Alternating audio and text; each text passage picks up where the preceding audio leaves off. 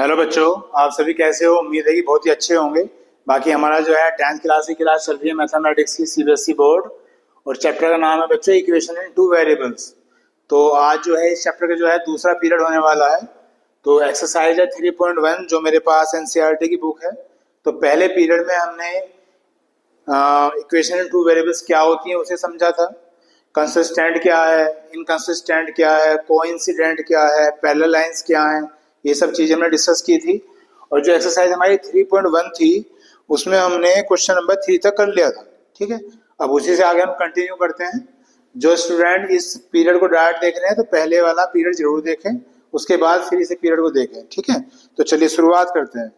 अब एक्सरसाइज 3.1 का जो है फोर्थ क्वेश्चन है, लेकिन मैं देख रहा हूँ कि फोर्थ क्वेश्चन भी कुछ नया नहीं है। यहाँ भी आपको दो दो इक्वेशन दे रखी हैं और आपसे कहा गया है कि इनमें से जो लीनियर इक्वेशंस हैं वो कंसिस्टेंट है या इनकंसिस्टेंट है। आप अपनी किताब ओपन करिए और उसमें देखिए फोर्थ क्वेश्चन क्या लिखा हुआ है। तो पूछा गया है कि जो इक्वेशंस हैं ये कंसिस्टेंट है इनकंसिस्टेंट है। तो ये काम तो हमने थर्ड क्वेश्चन में भी किया था। वही a1/a2 निकालना है, b1/b2 निकालना है और c1/c2 निकालना है, और फिर हमें देखना है कि कंसिस्टेंट है या नहीं है। तो ऐसे ही क्वेश्चन हो जाएगा। उसके बाद कहा है कि अगर ये कंसिस्टेंट हो तो ग्राफिकली सोल्व करो। तो ग्राफिकली भी हमने सोल्व कर लिया था, और जो स्टार्टिंग के क्वेश्चन थे वो हमने ग्राफिकली सोल्व करके देखा था उस क्वेश्चन को। तो जो क्वेश्चन नंबर 4 है ये कोई नया क्वेश्चन नहीं है, आप इसे अपना पढ़ लीजिएगा और ये इजीली हो जाएगा। अब हम आगे चलते हैं क्वेश्चन नंबर 5 पर। क्वेश्चन नंबर 5 में क्या है देखिएगा। लैंग्वेज पढ़ रहा हूं मैं और डिटेल बना रहा हूं, बाकी आप ध्यान से सुनते रहे और समझते रहे। Half the parameter of A rectangular garden. ये कह रहे हैं कि एक रेक्टेंगुलर गार्डन है, कोई गार्डन है रेक्टेंगुलर,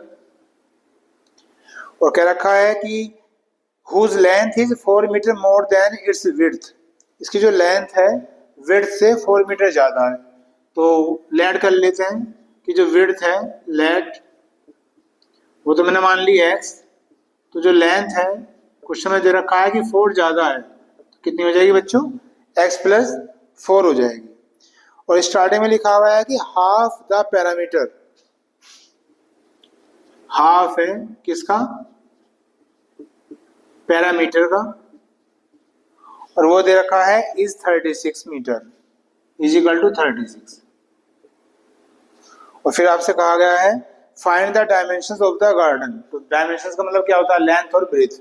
तो हमें लेंथ और ब्रेथ निकालनी है, ये हमारा क्वेश्चन हो गया। ठीक है, तो डिटेल बन गई। दोबारा से एक बार देख लेते हैं। एक रेक्टेंगुलर गार्डन है, इस गार्डन का जो पैरामीटर का हाफ है वो 36 दे रखा है, और फिर आपसे कहा गया है कि जो लेंथ है वो विड्थ से 4 मीटर ज्यादा है। तो लेंथ जो है विड्थ पे डिपेंड कर रही है, इसलिए विड्थ को क्या मान लिया गया है? x मान लिया गया है, और लेंथ जो है 4 मीटर ज्यादा हो जाएगी। तो लेंथ कितनी होगी बच्चों? x+4 हो गई। ठीक है, अब यहाँ से इसे सोल्व करना शुरू करते हैं। तो हाफ का मतलब क्या होता है? 1/2, और पैरामीटर का फॉर्मूला क्या होता है? 2l+b। ये आपको याद रखना है, फॉर्मूला याद होगा भी, और अगर याद नहीं है तो याद रखिए कि ये पैरामीटर ऑफ द रेक्टेंगल का फॉर्मूला होता है। ठीक है, 2 से 2 कैंसिल हो गया, l की वैल्यू चाहिए। तो l कितना है? लेंथ x+4 है, प्लस ब्रेथ, ब्रेथ कितनी है? x है। आप ब्रेथ कह लो या विड्थ कह लो, ये एक ही बात होती है, जिसे हिंदी में चौड़ाई कहते हैं। इज इक्वल टू क्या है? 36। इसे सोल्व करते हैं। x और x कितना हो गया? 2x, और ये 4 इधर आया, क्या हो गया? माइनस। ये 2x ऐसे रहा, 36 में से 4 गए, 32 हो गया, और ये 2 से इसे काट दो तो x की वैल्यू कितनी आ गई बच्चों? 16 आ गई। ठीक, इतना करने के बाद हमें लेंथ और ब्रेथ निकालनी थी। तो जो लेंथ थी वो कितनी थी? x+4, और x की वैल्यू कितनी आई है? 16 आई है। तो 16+4 कितना हो गया? 20। ये तो आ गई है लेंथ। और ब्रेथ या विड्थ ये कितनी थी? x थी, और x की वैल्यू कितनी है? 16। तो ये आ गई है 16। इस तरह से हमारे आंसर आ गए हैं 20 एंड 16। लेंथ और ब्रेथ ही पूछी थी और ये आ गए हमारे आंसर। तो ये इतना सही क्वेश्चन था, बस करिए, कॉपी करिए, इसे ध्यान से सुनो, ध्यान से समझो।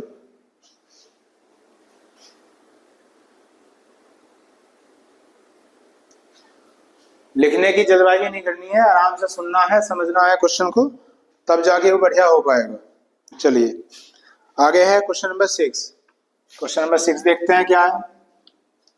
क्वेश्चन नंबर 6 में कहा गया है बच्चों, गिवन द लीनियर इक्वेशन, इसमें एक लीनियर इक्वेशन दे रखी है, पहले इसे समझ लेना, बाकी ये तो उतर ही जाएगा।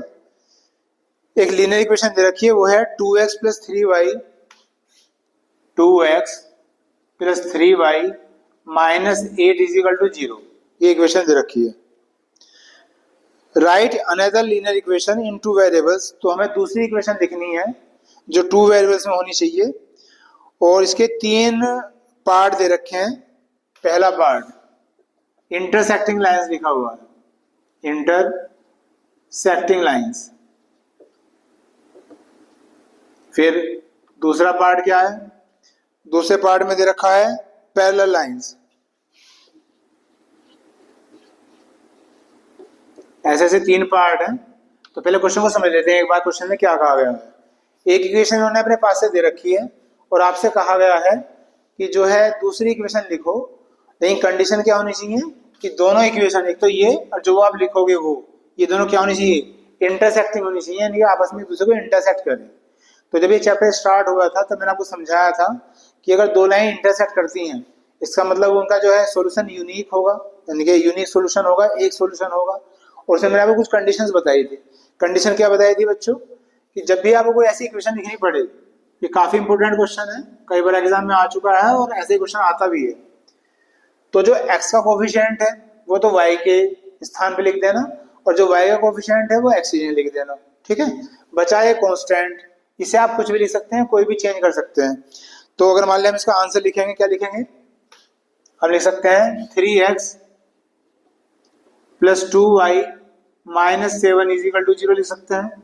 दोबारा समझो मैंने क्या कहा, जब भी हमें कोई इंटरसेक्टिंग लाइंस बनानी हो, एक लाइन दे रखी हो और दूसरी हमसे पूछी गई हो, जैसा कि इस क्वेश्चन में पूछ रखा है, तो जो बच्चों x का कोफिशिएंट है 2, ये तो बना देना है y का कोफिशिएंट, और जो y का कोफिशिएंट होता है उसे बना देना है x का कोफिशिएंट, और ये जो कांस्टेंट है इसे आप चेंज कर सकते हो, -7 लिख लो, -9 लिख लो, -10 लिख लो, ऐसी कोई दिक्कत नहीं है इसमें।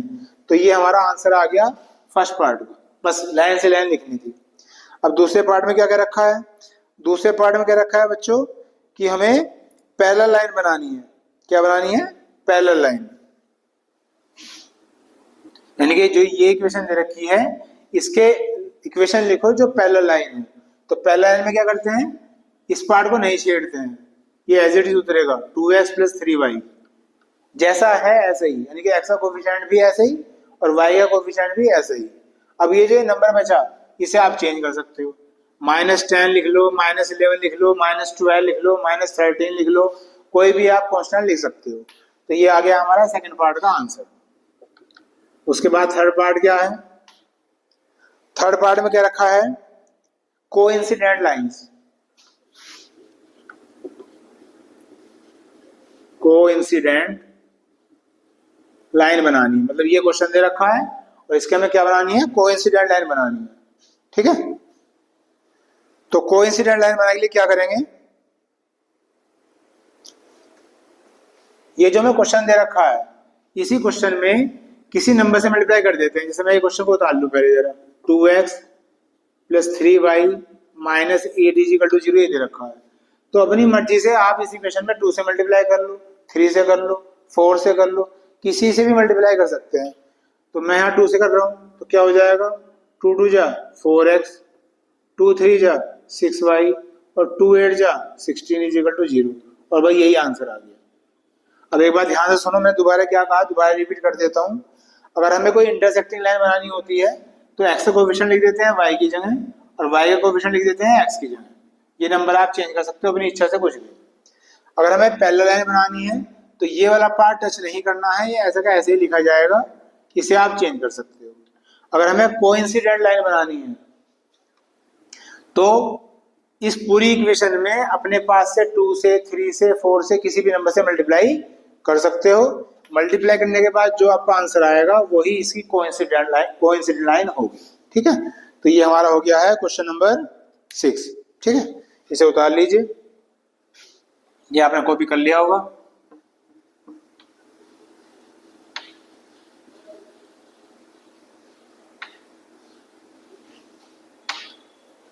चलिए जी आगे चलते हैं। Question number 7। क्वेश्चन नंबर 7 में क्या कहा गया है, पढ़िएगा मेरे साथ। Draw the graph of the equations. दो इक्वेशन दे रखी हैं, x minus y plus 1 is equal to 0 और 3x प्लस 2y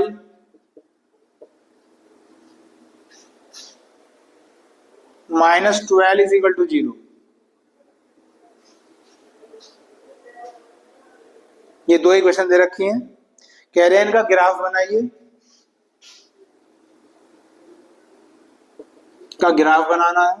फिर क्या कहा गया है, determine the coordinates of the vertices of the triangle formed by these lines and the x axis. कह रहे हैं कि इन दो लाइन से और एक है एक्स एक्सिस, तो इन तीनों लाइन से कोई ट्रायंगल बनेगा, ऐसा कहा गया है क्वेश्चन में। और फिर इनके वर्टिसेस निकाली। वर्टिसेस का मतलब क्या होता है, ये जो पॉइंट आएंगे, ये थोड़ा डिटेल बना रहा हूं अभी। ये वर्टिसेस निकालने हैं।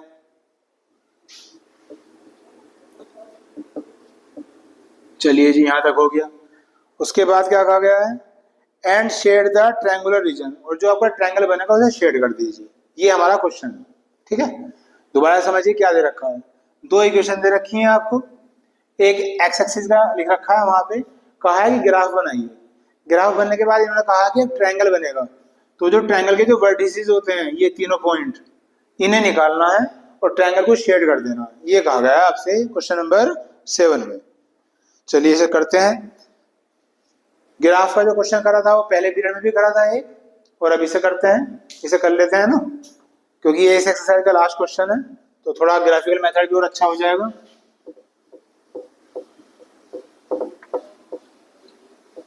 चलिए जी, शुरुआत करते हैं।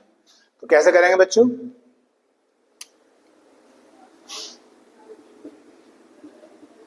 क्या करते हैं, जो फर्स्ट इक्वेशन है उसे उतारेंगे, x minus y plus 1 is equal to 0। क्या कर रहे हैं, ग्राफ बना रहे हैं। तो यहां से आप x की वैल्यू निकाल रहे हो, y की वैल्यू निकाल लो। मैं y की वैल्यू निकाल रहा हूं, तो जो x प्लस 1 है वो तो यहीं रहने दो। ये माइनस का y है, इधर आके क्या हो जाएगा, प्लस का y। तो इस तरह से ये y की वैल्यू आ गई है। फिर मैंने आपको सिखाया था फर्स्ट पीरियड में कि एक बॉक्स बना लेते हैं और इसमें x और y की वैल्यू लिखते हैं, ठीक है। वैल्यूज हमें वो लेनी है जो पूरा पूरा नंबर आए। यहाँ तो कोई दिक्कत ही नहीं आनी, क्योंकि अपॉन में कुछ नहीं है, फ्रैक्शन नहीं है, वहां प्रॉब्लम आती है। अब x की जगह 0 ले लिया मैंने अपने पास से, तो जब मैं 0 रखूंगा यहाँ, तो y की वैल्यू क्या हो गई, 1 हो गई। ये हमारा पहला पॉइंट हो गया। फिर x की वैल्यू 1 ले लो। अब अगर आप x की वैल्यू 1 लोगे तो 1 और 1 2, y की वैल्यू 2 हो गई। फिर x की वैल्यू 2 ले लो, तो y की वैल्यू कितनी हो जाएगी, 3। x की वैल्यू 3 ले लो और y की वैल्यू कितनी हो जाएगी, 4। आगे भी ले सकते हैं, तो ये मैंने अभी जगह छोड़ दी है, अगर जरूरत पड़ेगी तो हम आगे ही पॉइंट निकाल लेंगे। ये हमारी हो गया फर्स्ट इक्वेशन से। अब सेकंड इक्वेशन में यहाँ लिख रहा हूँ, इधर यह है 3x plus 2y minus 12 is equal to 0। तो 2y इज इक्वल टू 12 इधर आके क्या हो जाएगा, प्लस हो जाएगा, और ये इधर आके क्या हो जाएगा, माइनस 12 माइनस 3x। तो जब यहाँ से y निकालेंगे, ये 12 माइनस 3x अपॉन 2 हो गया। ये y की वैल्यू आई है यहाँ पे, ठीक है। तो फिर एक बॉक्स बना लेंगे, इससे ही पॉइंट निकालने हैं। ये x लिख लिया है, ये y लिख लिया है। अब क्योंकि यहाँ नीचे 2 आ रहा था, तो मैं अभी थोड़ी देर पहले कह रहा था कि हमारा आंसर पॉइंट में नहीं आना चाहिए, डेसिमल में नहीं आना चाहिए, डेसिमल से बचना चाहिए, वरना फिर ग्राफ बनाने में और भी ज्यादा मुश्किल होगी। तो कैसे करें देखते हैं। जैसे सबसे पहले x यहाँ 0 रखा था, तो मैं यहाँ भी 0 रख के देख रहा हूँ। तो जब मैं x यहाँ 0 रखूंगा, बच्चों देखो ध्यान से, जब 0 रखूंगा तो ये टर्म 0 हो गई, यहाँ 12 बचा और यहाँ 2, तो 2 6 जा 12, तो y की वैल्यू कितनी आ गई है, 6 आ गई है। चलिए जी, अब अगला नंबर क्या लें। अगर मैं यहाँ 1 ले लेता हूँ, तो देखो मैं क्या कर रहा था अभी, अगर मैंने यहाँ x में 1 ले लिया, तो 3 1 जा क्या हो जाएगा, 3 हो जाएगा। और जब 12 में से 3 माइनस करो क्या आ जाएगा, 9, और 9 को 2 से डिवाइड करो क्या आ जाएगा, 4.5। ले तो आप इसे भी सकते हो, कोई दिक्कत नहीं है, लेकिन फिर भी डेसिमल से बचना चाहिए। अगर डेसिमल से बचोगे तो आप अपना काम आसानी से कर लोगे। तो फिलहाल मैं इसे अवॉइड कर रहा हूँ, मतलब 2 नहीं ले रहा हूँ, सॉरी 1 नहीं ले रहा हूँ, क्योंकि 1 लिया था, अब 2 का नंबर आया, तो x यहाँ 2 लेते हैं। तो जैसे ही आप यहाँ 2 रखोगे तो 3 2 जा 6, और 12 में से 6 गया 6, और 6 को जब 2 से डिवाइड करोगे बच्चों क्या आ गया 3। देखो पूरा पूरा कट गया, डेसिमल में नहीं आया। तो ऐसे ही हमें नंबर लेना है, ठीक। और कोई ले लेते हैं, एक आधा नंबर और ले लेते हैं। अगर मैं 3 लूंगा x इक्वल टू 3, तो फिर वही समस्या आएगी। देखो 3 3 जा 9, और 12 में से 9 गए 3, 3 से जब 2 को काटोगे 1.5 आएगा, तो मैं उसे लेफ्ट कर रहा हूँ क्योंकि वो डेसिमल में आ रहा है। अब अगर मैं x इक्वल टू 4 ले लूँ, तो 4 3 जा 12, 12 में से 12 गया 0, और जब 0 को 2 से डिवाइड करेंगे क्या आ जाएगा 0 ही आ जाएगा, ठीक है। तो ये हमारे पॉइंट आ गए। अब मैंने आपको ये समझाया था पहले पीरियड में भी कि जितने भी हम ये पॉइंट निकाल रहे हैं इनमें कोई ना कोई एक पॉइंट हमारा क्या होना चाहिए, कॉमन होना चाहिए। तो कॉमन आ रहा है, कोई पॉइंट आ रहा है। देखो यहाँ भी 2 3 है और यहाँ भी 2 3 है, ये हमारा कॉमन पॉइंट आ गया। अगर हमारा कॉमन पॉइंट नहीं आता तो हो सकता है हमें आगे भी नंबर निकालने पड़ जाए, इसमें भी और इसमें भी। इसलिए जगह छोड़ के चलनी चाहिए ताकि बाद में कोई दिक्कत ना आए आपको, ठीक। चलिए जी, अब बनाते हैं ग्राफ। ये हो गया है हमारा ओरिजिन, निशान बना लेता हूं 1 2 3 4 5 6, ऐसे इधर -1 -2 -3 -4 -5 -6, ये हो गया आपका एक्स एक्सिस। ऐसे ऊपर जाओ 1 2 3 4 5, और यहाँ पे ये हो गया -1 -2 -3 -4 -5। ये छोटा सा मैंने ग्राफ बना लिया। अब इनके हम ये जो पॉइंट आए हैं वो लिखते हैं। इसका पॉइंट क्या है 0 1, ये ऐसे लिख लिया मैंने 0 1। इसका क्या है 1 2, इसका क्या है 2 3, इसका क्या है 3 4। इन्हें ग्राफ पे प्लॉट करते हैं। तो x इक्वल टू 0 है और y इक्वल टू 1 है, तो x इक्वल टू 0 ये हो गया और y इक्वल टू 1 ये हो गया। तो ये आ गया हमारा पहला पॉइंट, ये वाला, ठीक है। फिर x इक्वल टू 1 है और y इक्वल टू 2 है, x इक्वल टू 1 ये रहा और y इक्वल टू 2 ये रहा। तो इसके सामने और इसके ऊपर ऐसे ये पॉइंट आ गया हमारा। फिर क्या है x इक्वल टू 2 है और y इक्वल टू 3 है, तो x इक्वल टू 2 ये है और y इक्वल टू 3 है। तो फिर वही इसके ऊपर इसके सामने ये आ जाएगा। ये सब काम आपको ऐसे नहीं करना है, ग्राफ कॉपी पे करना है। तो ग्राफ कॉपी पे आपकी और एक्यूरेसी निकल के आएगी। अब मैं यहाँ ग्राफ कॉपी तो रख नहीं सकता, इसलिए आपको थोड़ा सा समझा रहा हूँ। x equal to 3, y equal to 4, x equal to 3 ये है और y इक्वल टू 4 क्या है यहाँ पे, तो इसके ऊपर और इसके सामने ये अप्रोक्स आ जाएगा ये।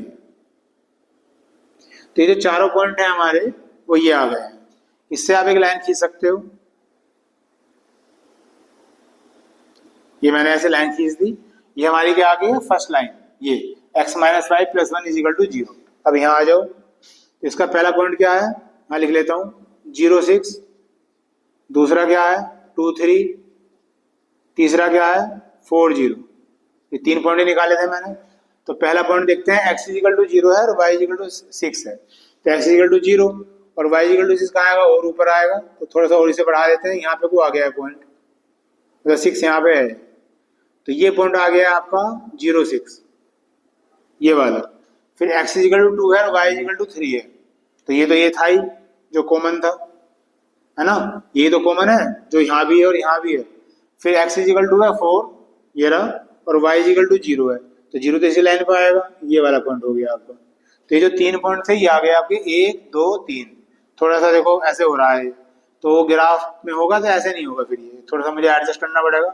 थोड़ा सा ऊपर को बनाता हूँ इसे ताकि सीधी लाइन खींच जाए ऐसे। तो इससे अगर मैं एक लाइन बनाता हूँ बच्चों तो कुछ ऐसे बनेगी, ठीक है। तो ये हमारा क्या आ गया, इंटरसेक्टिंग पॉइंट आ गया। अब इसने क्या कहा था, इसने हमसे ये कहा था कि यहाँ एक ट्रायंगल बनेगा। तो ट्रायंगल कौन सा बन रहा है, एक लाइन ये, तो ये वाली लाइन लिख देता हूं मैं, ये कौन सी थी x minus y plus 1 is equal to 0। फिर ये लाइन कौन सी थी, उल्टा लिख दिया मैंने, पहले तो ये बनी थी, यानी कि x minus y plus 1 is equal to 0, तो ये है बच्चों। और ये कौन सी है 3x plus 2y minus 12 is equal to 0, ये होगी हमारी सेकंड इक्वेशन। और तीसरा नाम ले रखा था ना एक्स एक्सिस का। एक्स एक्सिस देखो ये है ना, तो ये ट्रायंगल बन गया हमारा। ये कहा था शेड कर देना, तो मैं कुछ ऐसे कर रहा हूँ, शेड ही मान लो इसे आप। और फिर हमसे कहा गया था कि जो इसके वर्टिसेस हैं उसके वर्टिसेस निकालने हैं, ये हमारे लिए टास्क दे रखी थी। तो वर्टिसेस क्या होंगे, पहले से वो नाम रख लेते हैं। मान लीजिए ये ए है, ये हो गया आपका बी, और ये पॉइंट हो गया आपका सी, ये पॉइंट है, ठीक है। तो क्या है बच्चों, देखो एक पॉइंट ये है ए, तो एक कौन सा पॉइंट होगा आपका, ये तो पता ही है कौन सा है, 2 3 है, ठीक। एक तो हो गया आपका 2 3, चलिए ये वाला ए। फिर ये कौन सा है, ये x इक्वल टू 4 था और y 0 था, तो क्या हो गया बच्चों 4 और 0, ये दूसरा पॉइंट हो गया आपका, ठीक। और तीसरा देखो ये है, ये वाला ट्रायंगल देखना है ना हमें, तो ऐसे, तो एक पॉइंट ये है, एक पॉइंट ये है, एक पॉइंट ये है, तो ये क्या है -1 तो है x और y क्या है 0, तो तीसरा पॉइंट क्या आ गया -1 और 0। तो ये आ गया है हमारा आंसर। जो हमारा ट्रायंगल बना है जिसे हमने शेड करा है उसके हमारे ये वर्टिसेस आ गए हैं, और ये मैंने चेक भी कर लिए, ये हमारे आ गए हैं आंसर। ये हमारा पूरा क्वेश्चन हो गया है, उम्मीद है कि आपको समझ में आ गया होगा। कॉपी कर लीजिए इसे।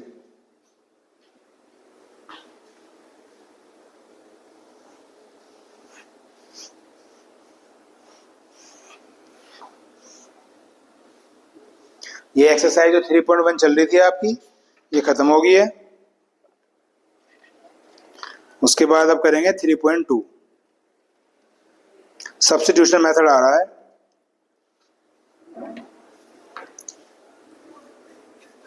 जल्दी करो इसे कॉपी।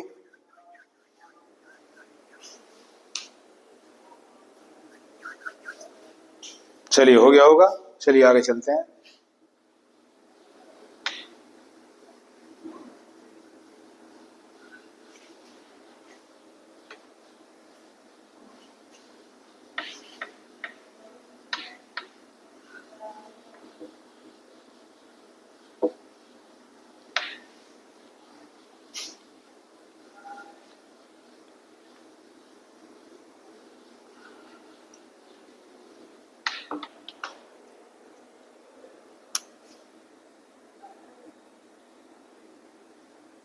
थ्री पॉइंट टू, तो इक्वेशन को सोल्व करने का कौन सा मेथड आ रहा है, सब्स्टिट्यूशन मेथड आ रहा है।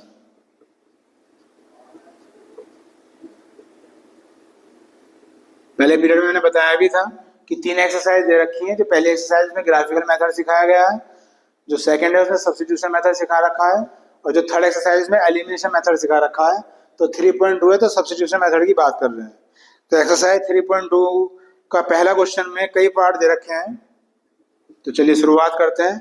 कितने पार्ट दे रखे हैं, 6 पार्ट दे रखे हैं।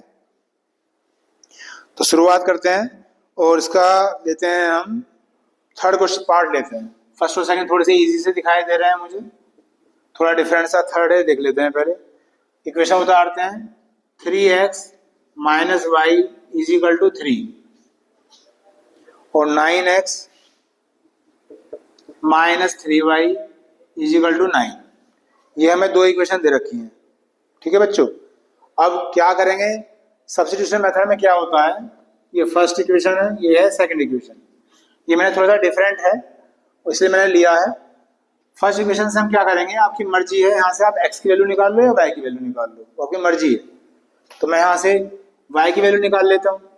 तो जैसे y की वैल्यू निकालूंगा तो -y तो मैंने यहीं छोड़ दिया, और ये 3x को इधर ले जाओ, तो प्लस का 3x तो इधर आ गया, हो गया माइनस का 3x हो गया, ठीक। इस माइनस को काटने के लिए यहाँ से माइनस कॉमन ले लो, तो जो माइनस का ये तो हो जाएगा पॉजिटिव, और जो प्लस का था ये हो जाएगा नेगेटिव। तो थोड़ी सी कैलकुलेशन आसान कर लेते हैं, अगर नहीं भी करोगे तो भी कोई दिक्कत नहीं है भाई, कर लोगे तो अच्छा है। ये माइनस से माइनस कट गया और इस तरह से y की वैल्यू आ गई। तो जब भी आपसे कहा जाए ना सब्स्टिट्यूशन मेथड, ये y की वैल्यू निकालनी है आपको। अभी हमारी किससे आई है, फर्स्ट इक्वेशन से आई है, तो इसे सेकंड इक्वेशन में पुट कर देना, इतना काम करना। अब सेकंड इक्वेशन उतार लेते हैं पहले, 9x - 3y = 9, ये हमारी सेकंड इक्वेशन थी, और इसमें पुट करना है y की वैल्यू को। कहाँ रखोगे, y की जगह तो रखोगे, तो ये तो 3 ऐसे उतार लिया, ये जो y था इस y की जगह लिख दो 3x - 3। तो देखना भी ये क्वेश्चन मैंने चूज क्यों किया है, सोल्यूशन निकलेगा नहीं कुछ इसका, तो ये हो गया 9x माइनस 3 जा 9x माइनस माइनस प्लस और 3 जा 9 इज इक्वल टू 9। तो प्लस के 9x से माइनस का 9x कट गया, देखो क्या आया, ये आ गया 9 इज इक्वल टू 9। तो मैंने अभी कहा था इसका सोल्यूशन नहीं निकलेगा, क्योंकि यहाँ से तो हमें कायदे में x की वैल्यू निकलनी चाहिए थी, फिर x की वैल्यू को उठा के यहाँ रख देते हैं यहाँ पे, तो y की वैल्यू निकल जाती है। इससे हम सब्स्टिट्यूशन मेथड को सोल्व करते हैं। लेकिन यहाँ आ गया 9 इज इक्वल टू 9, ना हमारा x निकला ना हमारा y निकला। तो इस कंडीशन में क्या होगा, इस कंडीशन में आप ऐसे करके छोड़ दो अपना क्वेश्चन पूरा। अगर आपके एग्जाम में क्वेश्चन आता है, यहाँ पे आने के बाद यहाँ लिख देना मैनी सॉल्यूशंस, मतलब इसका कोई यूनिक सोल्यूशन नहीं हो सकता। अभी हम पढ़ के आ रहे हैं, यूनिक सोल्यूशन तो तब होगा जब इंटरसेक्टिंग लाइंस होगी। इंटरसेक्टिंग लाइंस की मैंने पहचान ही बताई थी। अब तुम यहाँ यहीं देखो ध्यान से, अगर मैं फर्स्ट इक्वेशन में 3 से मल्टीप्लाई कर दूं तो 3 जा 9, 3y 3 जा 9। जैसे ही मैं इसमें 3 से मल्टीप्लाई करता हूँ, ये सेकंड इक्वेशन अपना आप बन जाती है।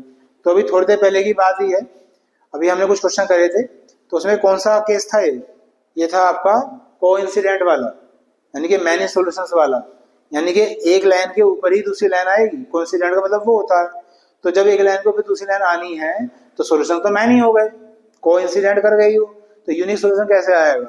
तो ऐसे ही आपको लिख के छोड़ देना है, और यही इसका सॉल्यूशन पॉसिबल है। ठीक, 6 पार्ट दे रखे हैं इसके। उसके बाद अब देखिएगा छठा पार्ट। छठा पार्ट फ्रैक्शंस में दे रखा है, तो इसे देख लेते हैं। यह है 3x/2 minus 5y/3 is equal to -2। ये फर्स्ट इक्वेशन दे रखी है।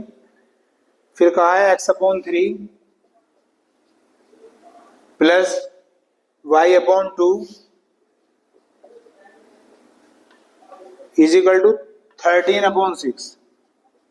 ये सेकंड इक्वेशन दे रखी है। ठीक, अब इन्हें सोल्व करना है, तो सोल्व करने के लिए फर्स्ट इक्वेशन उतार लेते हैं पहले दोबारा से।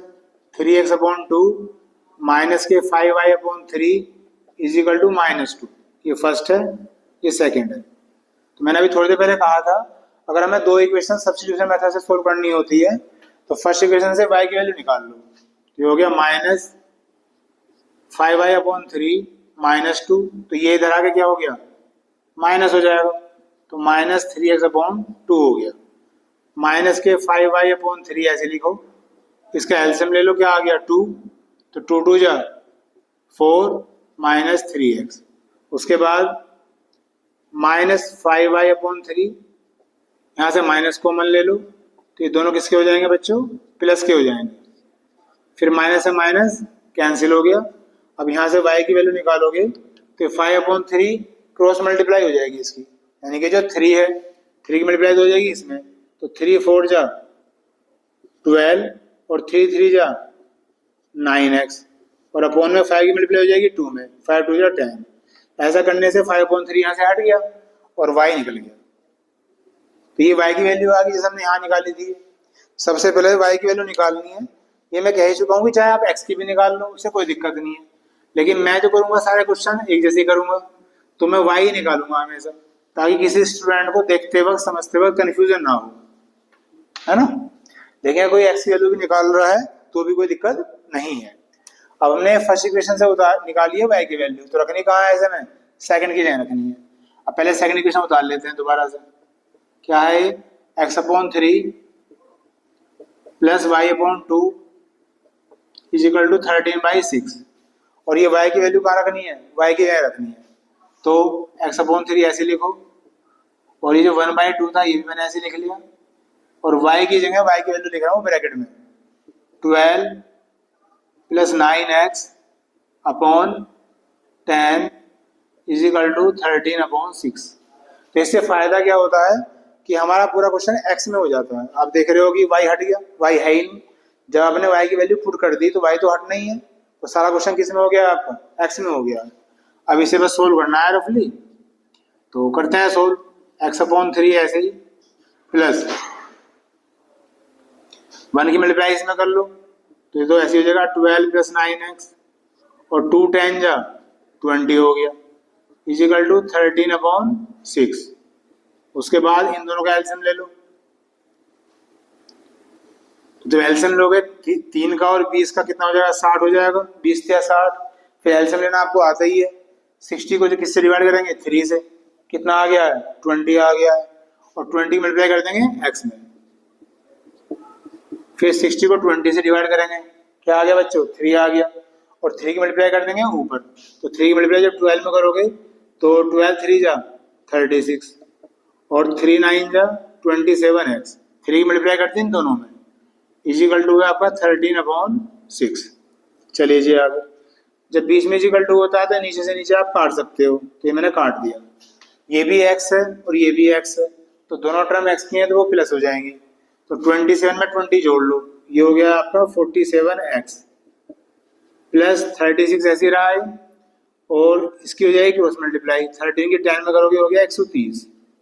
ठीक, उसके बाद 47x यहीं रहने दो, ये 36 इधर क्या हो जाएगा, माइनस हो जाएगा।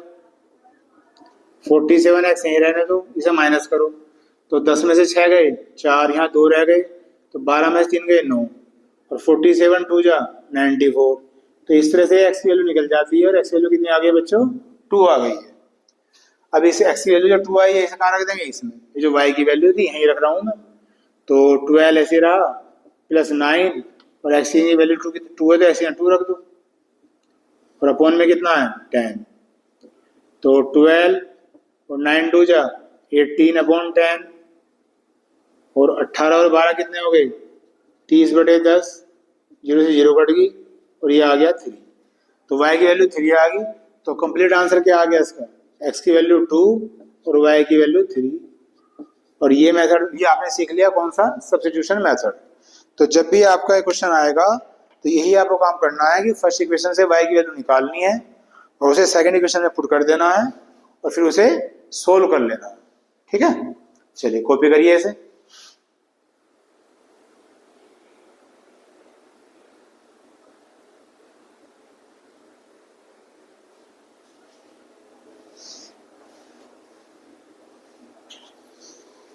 क्वेश्चन नंबर 1 के एक्सरसाइज 3.2 में 6 पार्ट दे रखे थे, जिसके मैंने आपको 2 समझा दिए हैं।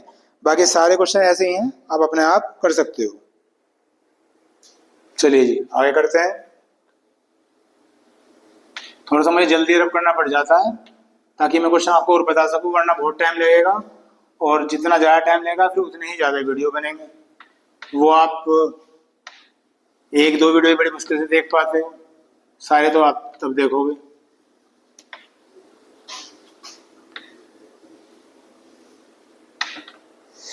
चलिए जी, एक्सरसाइज 3.2 का क्वेश्चन नंबर 2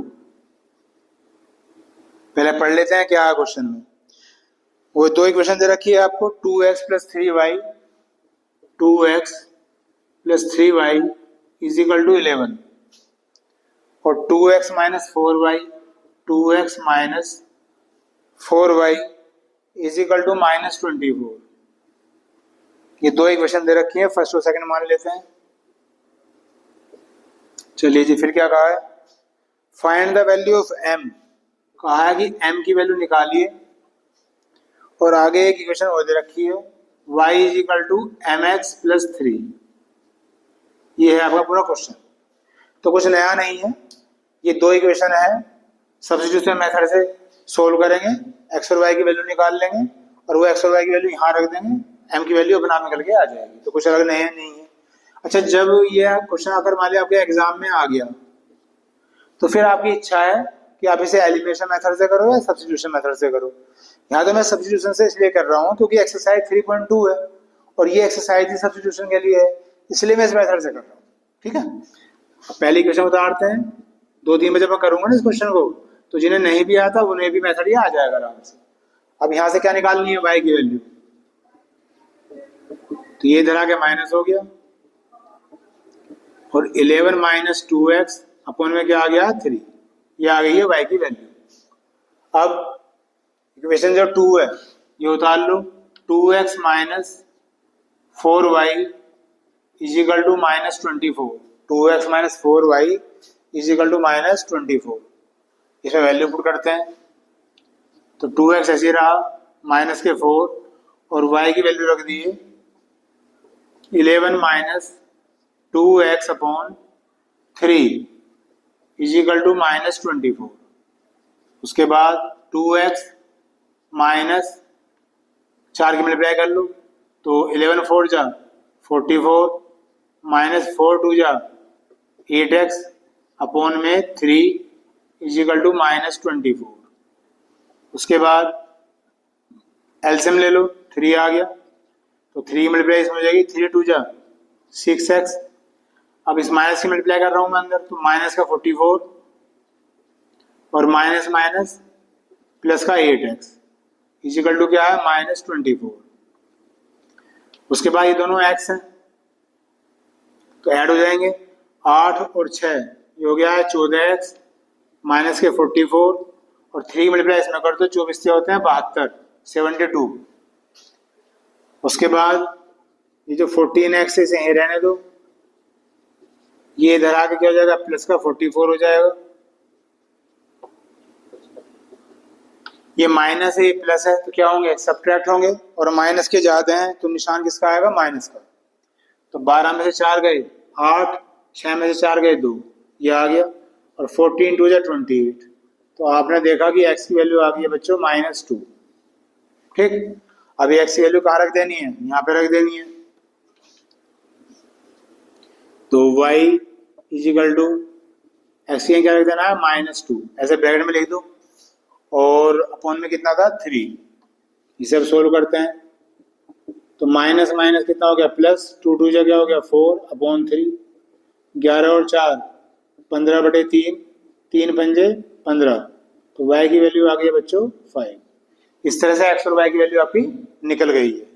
अभी जो इक्वेशन दे रखी थी ये वाली ये उतार लो y is equal to mx plus 3 तो y की वैल्यू 5 है m की निकालनी है x कितना था -2 और प्लस 3 ऐसे रहा है ये प्लस का 3 इधर आया क्या हो जाएगा माइनस का 3 इसमें से घटाओ क्या आ गया 2 और 2 अपॉन में ले आओ 2 से 2 कट गया और आपने देखा कि m की वैल्यू कितनी आ गई है -1 और ये आ गया है आपका आंसर। ठीक है जी ये आंसर आ गया है। उम्मीद करता हूँ कि आपको समझ में आ गया होगा। बहुत ही धीरे धीरे कर रहा हूँ क्वेश्चन को। चलिए कॉपी करिए इसे फिर आगे करेंगे।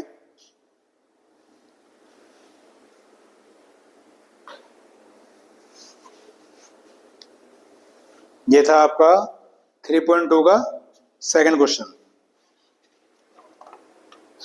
अब क्वेश्चन नंबर 3 आ रहा है। क्वेश्चन नंबर 3 में भी आपको 6 पार्ट दे रखे हैं। फर्क इतना है कि अभी तो इक्वेशन दे दी थी इन्होंने और इन इक्वेशन को हमें सोल्व करना था। अब आपको लैंग्वेज दी जा रही है तो लैंग्वेज पढ़ के पहले इक्वेशन बनानी है और फिर उन्हें सोल्व करना है। तो इतना अंतर है।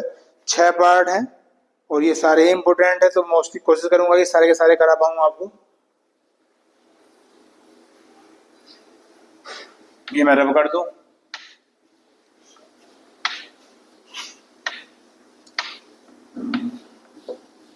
क्योंकि लैंग्वेज वाले क्वेश्चन ही आते हैं एग्जाम में। तो क्वेश्चन नंबर 3 का फर्स्ट पार्ट देखते हैं क्या है। थोड़ा सा ध्यान से समझना। कह रहे हैं द डिफरेंस बिटवीन 2 नंबर्स। कह रहे हैं 2 नंबर हैं तो नंबर ऐड कर लिया मैंने, एक x कर लिया और एक y कर लिया।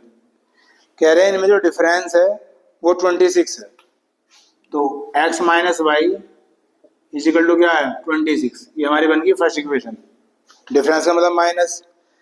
And 1 number is 3 times the other. कह रहे हैं कि जो 1 नंबर है वो दूसरे का 3 टाइम्स है, यानी कि दूसरे का थ्राइस कह लो या हिंदी में 3 गुना कह लो। ठीक है कि जो एक नंबर है यानी कि x वो दूसरे नंबर का यानी कि y का 3 टाइम्स है। ये आ गए हैं 2 इक्वेशन। तो मैं कह रहा था क्वेश्चन को पढ़ के आपको इक्वेशन बनानी है फिर उन्हें सोल्व करना है। ये आ गया। अब कह रहे हैं कि नंबर्स निकालो तो सब्स्टिट्यूशन मेथड लगाना है। तो x की वैल्यू खुद ही निकली हुई रखी है। x इक्वल टू क्या है 3y निकालने की जरूरत नहीं है। अभी हम फर्स्ट इक्वेशन से निकाल रहे थे तो ये फर्स्ट सेकंड कोई मैटर नहीं करता। सेकंड इक्वेशन से x की वैल्यू क्या है 3y है तो मैं इसमें पुट कर रहा हूँ बस फर्स्ट इक्वेशन में। तो फर्स्ट को दोबारा उतार लिया मैंने, x minus y is equal to 26। x की वैल्यू कितनी थी 3y, ये x है 3y रख दिया, 3y minus y is equal to 26। 3y में से y माइनस कर दो, 2y इज इक्वल टू 26, 2 से कट गया तो y कितना आ गया बच्चों, ये आ गया 13। तो y की वैल्यू हो गई 13। अब ये जो आपका x is equal to 3y था इसे उतार लो, और x इज इक्वल टू 3, ये जो y की वैल्यू है ये वो यहाँ रख दो 13। तो 13 थी जो कितना हो गया 39। ये आ गया है आपके आंसर, x तो है 39 और y है 13। तो ये वे दो नंबर हैं जिन नंबर की बात हो रही थी। एग्जाम में थोड़ा इकट्ठा करके दिखा दिया करो ऐसे, x तो 39 है और y कितना है 13, ऐसे करके लिख के दिखा दिया करो तो ये ज़्यादा अच्छा होता है। ये आपका हो गया है फर्स्ट पार्ट। अब करते हैं सेकंड पार्ट। सेकंड पार्ट में क्या कह रहे हैं, सप्लीमेंट्री एंगल्स की बात आ रही है। सप्लीमेंट्री एंगल्स पहले तो इसे लिख लेते हैं, सप्लीमेंट्री एंगल्स क्या होते हैं। तो सप्लीमेंट्री एंगल्स बच्चों वो होते हैं ऐसे दो एंगल जिनका सम यानी कि टोटल 180 डिग्री है। मान लिया एक एंगल x है एक y है और इन दोनों का सम 180 है, तो इन दोनों एंगल्स को सप्लीमेंट्री कहा जाएगा। तो ये तो मैंने पहले समझा दिया आपको सप्लीमेंट्री होता क्या है। अब क्वेश्चन पढ़ते हैं। तो क्वेश्चन पढ़ना ये है कि दो एंगल है और सप्लीमेंट्री दे रखा है, तो एक इक्वेशन तो आपकी यही बन गई है ना, क्योंकि दोनों का सम कितना होता है 180। अब एक इक्वेशन और बनानी है, उसके लिए मैं क्वेश्चन पढ़ रहा हूँ, ध्यान से देखिए। The larger of to supplementary angles exceeds the smaller by 18 degree. ये कह रहे हैं इन दोनों एंगल में से जो लार्जर है जो बड़ा है वो एक्सीड करता है यानी कि ज्यादा है छोटे वाले से 18 डिग्री। तो ये कुछ नहीं है, ये इन दोनों का डिफरेंस दे रखा है। कैसे दे रखा है मैं समझाता हूँ। x माइनस वाई दे रखा है 18, ये बन गया सेकंड इक्वेशन। ये मैंने पहले भी कहा था, दोबारा कह रहा हूँ, जब कभी इस तरीके में इक्वेशन बनानी हो, कहीं अब वो आपको मोर लिख के देंगे, कहीं वो आपको लेस लिख के देंगे, कहीं एक्सीड लिख के देंगे, कहीं डिफरेंस लिख के देंगे, लेकिन सबका मतलब यही होता है कि एक वेरिएबल इधर एक वेरिएबल इधर, बीच में माइनस और इक्वल टू में जो डिफरेंस दे रखा है वो। जैसे इन्होंने कहा है कि दो एंगल थे, तो उनमें से जो एक एंगल है वो दूसरे वाले से 18 एक्सीड करता है, यानी कि 18 ज्यादा है। तो 18 ज्यादा का मतलब क्या हुआ कि इन दोनों के बीच में 18 का डिफरेंस है। तो इसलिए सिंपली फॉर्म में आप इसे ऐसे लिखा करो, आप कोई इक्वेशन बनाओ ही मत, कंफ्यूज हो ही मत, सीधा आप ये लिखा करो, जैसे मैं पढ़ा रहा हूँ वैसे पढ़ो, कोई दिक्कत ही नहीं आने की आपको।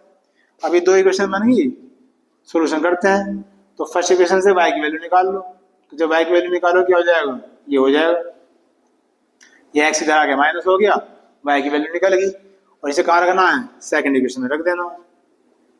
ये सेकंड इक्वेशन उतार ली मैंने, x ऐसे ही, y की वैल्यू रख दो 180 minus x is equal to 18। तो x minus 180 minus minus plus is equal to 18। x में x ऐड कर दो 2x, ये इधर आके क्या हो जाएगा प्लस हो जाएगा। तो 2x इज इक्वल टू इसमें से जोड़ दो, कितना हो गया ये 198 हो गया, 2 से काट दो, तो ये आ गई है x की वैल्यू 99। ठीक, अब जो y की वैल्यू थी ये उतार लो, तो y क्या है, ये है 180 माइनस एक्स। तो 180 ऐसे ही, x की वैल्यू 99 आई है, ये रख दो, इसमें से माइनस कर दो, कितना आ गया 81। दोनों एंगल निकल गए, x कितना आया है 99 डिग्री और y कितना आया 81 डिग्री। ये हमारा आंसर आ गया। ठीक है, 99 एंड 81। ठीक, तो इस तरह से क्वेश्चन को पढ़ के, लैंग्वेज को पढ़ के क्वेश्चन बनानी है और फिर उन्हें आपको सोल्व कर देना है। बाकी इसमें कुछ अलग नहीं है, ऐसा कुछ अलग नहीं है। तो इसमें जो आपके 6 पार्ट थे, 2 पार्ट मैंने कर दिए हैं, तो 6 पार्ट है, कितने, हाँ 6 पार्ट ही हैं। बाकी फिर नेक्स्ट पीरियड में करेंगे, क्योंकि इस पीरियड का टाइम पूरा हो गया बच्चों। अभी 2 पीरियड हो गए हमारे इस चैप्टर के, बाकी अभी 1-2 पीरियड और भी होंगे, क्योंकि मैं क्वेश्चन छोड़ छोड़ के नहीं करता, जितने भी इंपॉर्टेंट है सारे करने पड़ते हैं। तो जब सारे करने पड़ेंगे तो टाइम तो लगेगा ही लगेगा। चलिए नेक्स्ट वीडियो में मिलेंगे, तब तक के लिए bye, thank you very much.